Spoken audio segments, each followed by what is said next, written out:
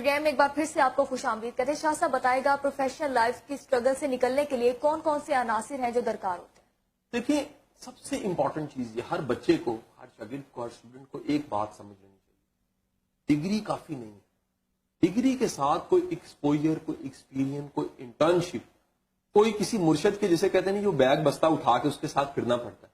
میں حفظہ ٹریننگ کی فیلڈ میں ہوں، ٹریننگ کی فیلڈ میں زندگی کے بڑے سال گزر گئے اور اپنے شعبے میں کوئی اللہ نے عزت بھی مجھے دی.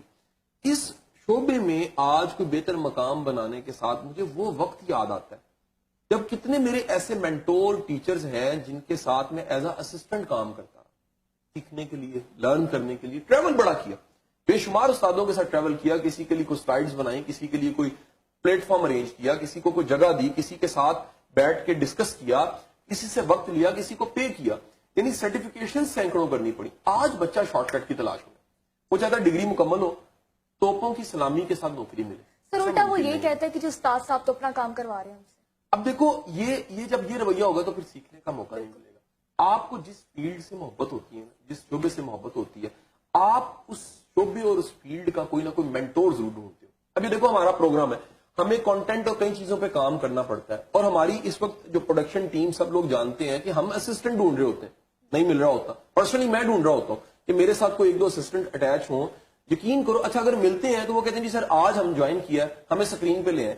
جب تک آپ مار نہیں کھاتے، لرن نہیں کرتے، سیکھتے نہیں ہیں، ایک وقت اپنے کام کو نہیں دیتے، تب تک آپ اس میں قابل نہیں بنتے. سر یہی وجہ ہے کہ طالب علم جو ہے وہ آپ کو اتنے کنسسٹنٹ نہیں لگتے اپنی فیلڈ میں. دیکھو طالب علموں میں نا ایک یہ مزاج بھی شاید تعلیم کے نظام میں، پروفیسروں نے، گھر والوں نے، معاشرے نے بٹھایا ہے کہ بیٹا جیسی تعلیم مکمل ہونی ہے نا تو آگے آپ کے لیے جو انسان کو نیلی بتی والی گاڑی اور سبز نمبر پلیٹ لگ جانی چاہیے.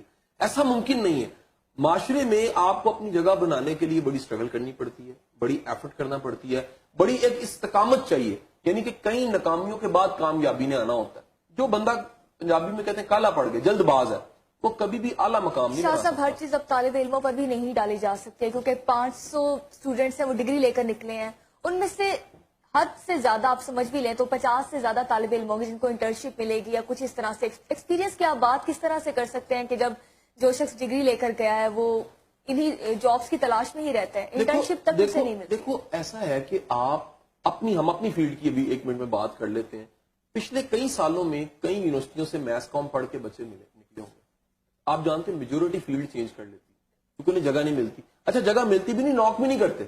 وہ نوک بھی نہیں کرتے کہ وہ دروازہ نوک کریں کسی چینل کا، کسی اخبار کا، کسی سوشل میڈیا، کسی میڈیا ہاؤس کا کہ جی مجھے اڑا لیں، آپ پھنسا لیں. میں ایک بڑی شاندار مثال دیتا ہوں بچوں کو یونیورسٹیوں میں جا کے کہ دیکھو تم نے کہیں جانا ہے، پہلی بات تو تم نے واقعی کہیں جانا ہے. نمبر 2 تم انتظار کرو گے اسٹاپ پہ کھڑے ہو کے بس مل جائے. تمہیں پتہ لگا جو بس آ رہی بھری ہوئی ہے، لیکن ایک بس آئی ہے وہ کہہ رہی جی صرف کھڑے ہونے کی، لٹکنے کی جگہ. اگر تم نے واقعی جانا ہے نا تم لٹک کے اس پہ چڑھ جاؤ.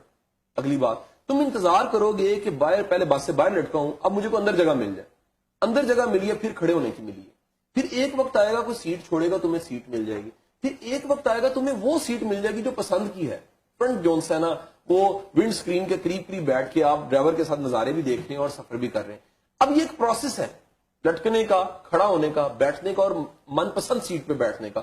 جو یہ چلا نہیں کاٹ سکتا نا وہ کبھی کامیاب نہیں ہو سکتا. اب چاہتا کیا بچہ چاہتا ہے کہ جیسے ہی میں اسٹاپ پہ کھڑا ہوں، یعنی جاب کے اسٹاپ پہ کھڑا ہوں، تو آگے وہی پسند کی نوکری میرا انتظار کروں. ایسا ممکن نہیں.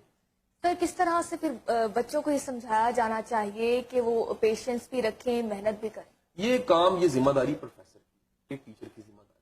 اگر ایک ٹیچر، اگر ایک پروفیسر، اگر ایک پڑھانے والا رول ماڈل یہ باتیں جو آج ہم ٹی وی پروگرام میں بتا رہے ہیں ان کو انڈیکیٹ نہیں کرتا، ان کی امپورٹنس نہیں بتاتا، بچہ کبھی اپنی زندگی میں ان چیزوں کو پیدا نہیں کر سکے گا. سر میں نے بہت سے ایسے ٹیچرز بھی دیکھے ہیں، حالانکہ ایک طالب علم کو بہت سے ٹیچرز پڑھاتے ہیں. ایک ٹیچر نے ایک بات کر دی کہ یہ فیلڈ ٹھیک نہیں ہے، تمہارے لیے سوٹیبل نہیں ہے، جبکہ دوسرا ٹیچر یہ کہتا ہے کہ جی آپ کو اس فیلڈ میں جانا چاہیے. بچے خاص سے کنفیوز ہو جاتے ہیں کیونکہ پروفیسرز کی آئیڈیالوجی ہی ڈفرینٹ ہوتی ہے. دیکھو جس سے بندہ انسپائر ہوتا ہے نا اس کی بات پہ بچہ بڑا سیانا ہوتا ہے، اس کو پتا ہوتا ہے کہ یہ اگر بات کر رہا ہے اس کی بات میں وزن بھی ہے، اس کا ایکسپوجر بھی ہے. بچے کو نا بڑی، جس طرح وہ کہہ لو ایک جانور کو بھی سمجھ آ جاتی ہے نا کہ یہ جو مجھے پاس بلا رہے ہیں، پیار کر رہے ہیں، کس نیت سے کر رہا ہے. بچہ بڑا سیانا ہوتا ہے اور رائے جب سنتا ہے نا کسی پروفیسر کی، کسی ٹیچر کی، تو وہ فوری طور پہ اسے اندازہ ہوتا ہے کس ایکسپوجر سے بات کر رہا ہے. یہ کتابی سی بات ہے، یہ تجرباتی طور پہ یہ بتا رہا ہے. شاہ صاحب اب انٹرویوز کی جانب آ جاتے ہیں. بہت سے اسٹوڈینٹس ہیں جن کو یہ کہا جاتا ہے کہ آپ نے جانا ہے وہاں پر جو بھی صاحب یا صاحبہ بیٹھے ہوں آپ نے کانفیڈینس سے بات کرنی ہے. تو بچے جو ہے وہ کانفیڈینس اور اوور کانفیڈینس کے اندر جو ہے وہ ڈفرینس نہیں کر پاتے, جس کی وجہ سے انہیں خاصی ہزیمت کا سامنا بھی کرنا پڑتا ہے. آپ انٹرویوز ہیں وہ ہونے چاہیے, اور وہ یونیورسٹی کے ان انٹرویوز کا فائدہ یہ ہوتا ہے کہ بچے جو ان سے ہیں ان کا ایکسپوجر بڑھ جاتا ہے, ان کا کانفیڈنس لیول ہائی ہوتا ہے.